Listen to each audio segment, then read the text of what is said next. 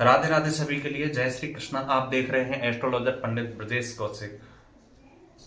आपका एस्ट्रोलॉजर पंडित ब्रजेश कौशिक में हार्दिक अभिनंदन है, हार्दिक स्वागत है। और मैं अपने इष्ट यानी माता रानी से यही प्रार्थना करता हूं कि आपका जीवन खुशहाली में बीते। और आप इस वीडियो के माध्यम से जो माता रानी के विषय में सुन रहे हैं, अवश्य ही मुझे पूर्ण विश्वास है कि माता रानी आपके ऊपर पूर्ण कृपा करेंगे। तो आज प्रिय भक्तों, हम लेकर के आए हैं नवरात्रियों में किस प्रकार से आप सरलता से पूजा कर सकते हैं। अगर आप ध्यान से सुनेंगे तो आपके ऊपर माता रानी की कृपा अवश्य होगी और पूजा पाठ भी किस तरीके से कर सकते हैं ये भी आपकी समझ में जरूर आएगी।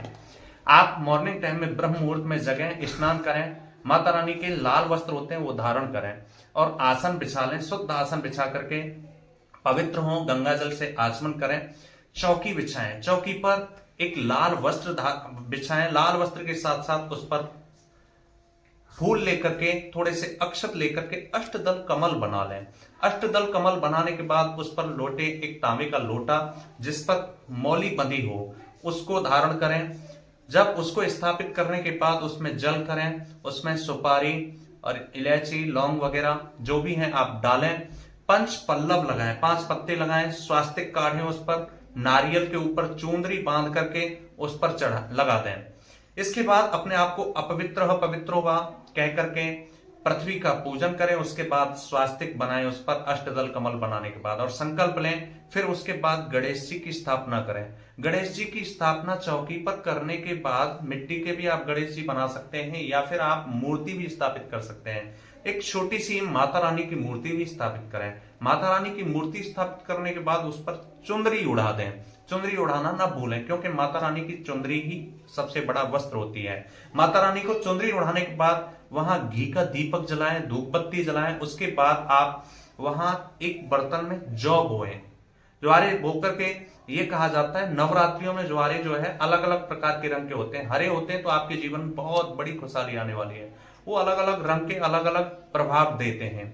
चावल पुष्प लेकर सभी को आवाहित करें। हे देव हम आपको, हे देवी माँ हम आपको आवाहित करने के लिए जा रहे हैं, आपको आमंत्रित करने के लिए जा रहे हैं। आप यहाँ उपस्थित हों और हमारी पूजा को स्वीकार करें। और हमारे यहाँ 9 दिन इस प्रकार से आप यहाँ विराजमान रहें। इसके बाद कलावा चढ़ाएं, अपने भी कलावा बांधें, अपने टीका लगाएं और गणेश जी पर कलश पर जनेऊ चढ़ाएं। उसके बाद वहां टीका लगाएं, दूर्वा चढ़ाएं गणेश जी के लिए। माता रानी के लिए आप पुष्प और फूल माला सभी देवों को चढ़ाएं। इस प्रकार से पान, सुपारी, लौंग, इलायची भी आप चढ़ा सकते हैं।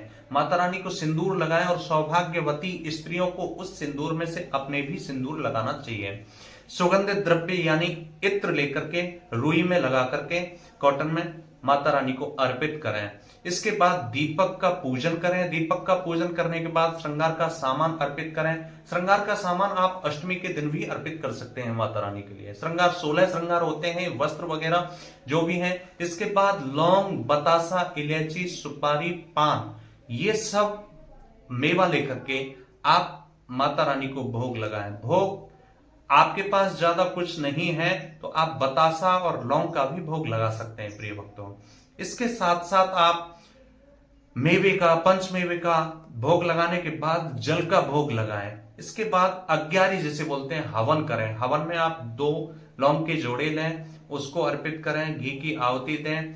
उसके बाद आप कपूर की आहुति दें। उसके बाद 2 जायफल, जोड़े में ही जायफल अर्पित करें। सिंदूर में बतासा लगा करके उसमें 2 लौंग लगा करके माता रानी को अर्पित करें। इस प्रकार से ये पूजन करें। अष्टमी दिन आप नवमी व्रत रह सकते हैं।